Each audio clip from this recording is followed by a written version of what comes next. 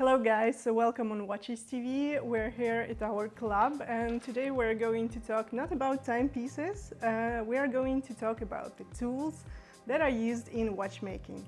And I want to remind you one thing, because we've been filming pretty much the same video quite a while ago, a couple of years ago, so we will put the link below. It's the video about the optical tools, and today we're going to talk about the special microscope with the special feature of 3D imaging, and we have Yuksel with us, the CEO, the constructor, the creator of this microscope. So let's start, Yuksel, from the beginning, from the roots. Could you tell us a little bit about your background? Sure, yeah, thanks so much, Elizabeth. Thanks for having me. It's really a great pleasure to be here in this very nice studio and with the microscope. Yeah, I'm an electrical engineer by training. I studied at EPFL in Lausanne. I did my PhD there on microtechnologies, biosensors, semiconductor chips. And then for about 10 years, I was a researcher at IBM Research in Zurich, again developing sensors, chips, microchips. And then I had this idea of making a microscope. It started as a hobby. And then after I saw the interest from my close network, I decided to commercialize it, make a professional tool. So I started up my own company in Canton Zug in Switzerland. So nowadays I'm producing these imaging systems in Switzerland and shipping to about 25 countries so far. So we met you at the EPAGI salon for subcontractors, and you told me that this tool, this microscope, it started as a Lego project. It was the first created in a Lego version. So could you explain us a little bit how it became like this one and why it's... Yeah, at that time we needed a system to image our microchips from different angles, and our son was about 2 years old at the time. You know, he had the Lego bricks. So I made a prototype microscope using Lego, and then at that time my managers loved the idea. We decided to publish this, and then it created this interest in the community. So I realized that people needed, at least researchers needed such imaging systems. So that was the whole starting point, in fact, the Lego. True. Of course, it's not Lego anymore, it's a completely new design, but I kept this spirit. So every module, for example, there are 7 motors, 5 different light sources, all these different adapters. Everything can be interlocked to each other with screws or with magnets, sometimes with other mechanisms. So the modularity is there, and you can 3D print your own. For example, if you want to put a sample with a different shape, you can 3D print a holder, and then this goes by clicking or with the screws. So the spirit is there. It's not, again, Lego anymore, of course. But, it's a more grown-up Lego. Yeah, exactly. But I always think this as consider this as a research tool for the precision industry, watchmaking.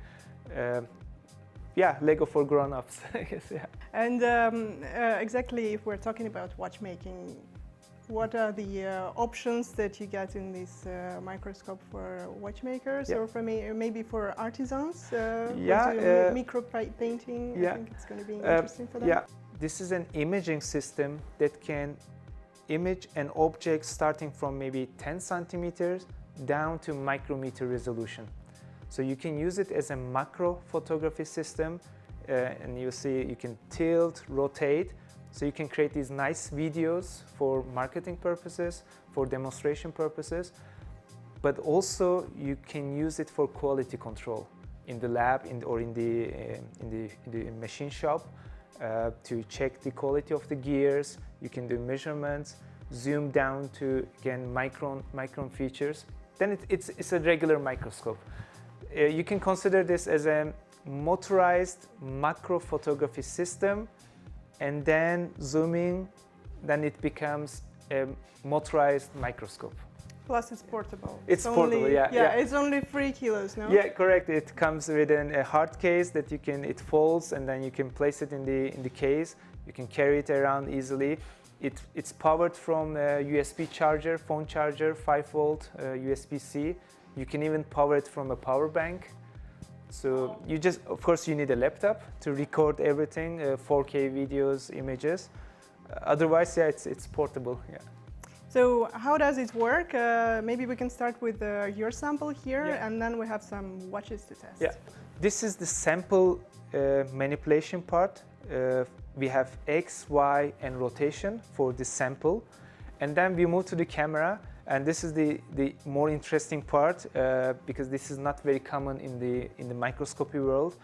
We can now tilt the whole camera unit to get this tilted 3D images, and we can rotate and tilt at the same time, and also zoom again to micron features. There are different light sources, so different samples require different illuminations. What is the maximum depth of the camera? So at the highest zoom, the full field of view in the 4K image will be 500 micron. So 500 micron, so half a millimeter will be a full screen image. So that's the maximum zoom. And in this full screen image, if there's, for example, a 1 micron dust or particle, you should be able to resolve it. But anything smaller than micrometer in such a bright field microscope, that's physically very challenging, if not possible, yeah.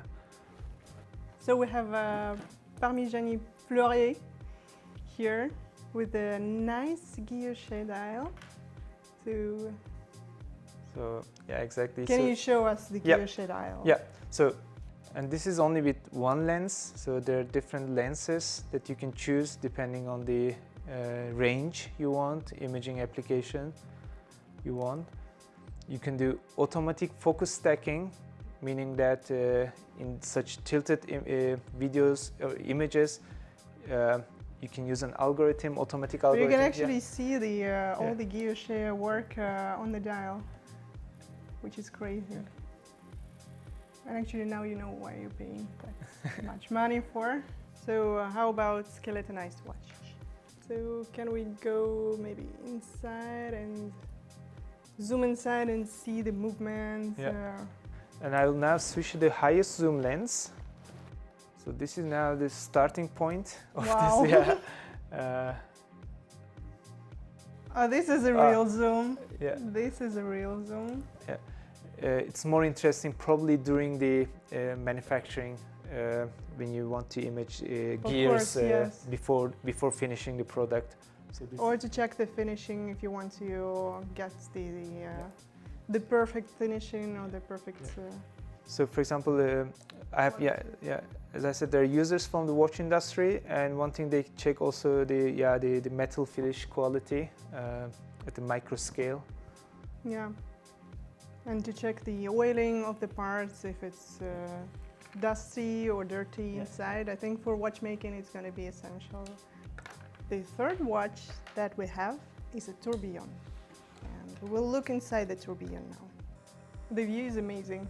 And everything I do, currently I do it manually, but we can program it to go from one specific location to other to have a smoother movement.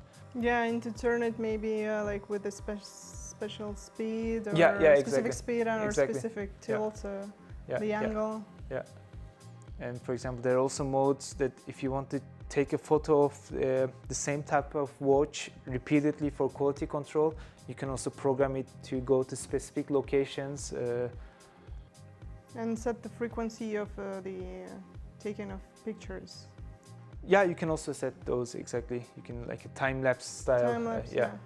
So we are now illuminating from the bottom, and now we can move the camera to the other side again for 3D imaging.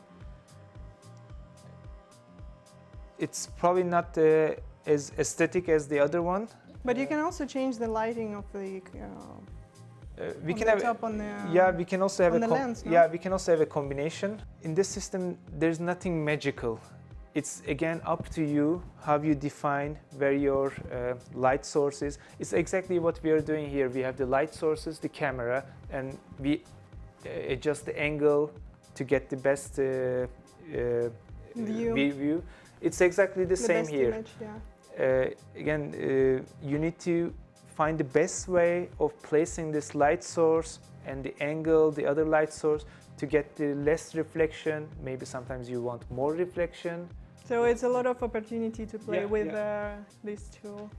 So thank you, Yuksel, for coming to our club and to showing us this tool, fascinating optical toy for adults, which is adjustable to every taste and every purpose. So thank you, and good luck in the watchmaking world with this. Yeah, it's been a pleasure. Thank you very much. So thank you guys for watching. We for sure will be using this tool for other watches to test with other things.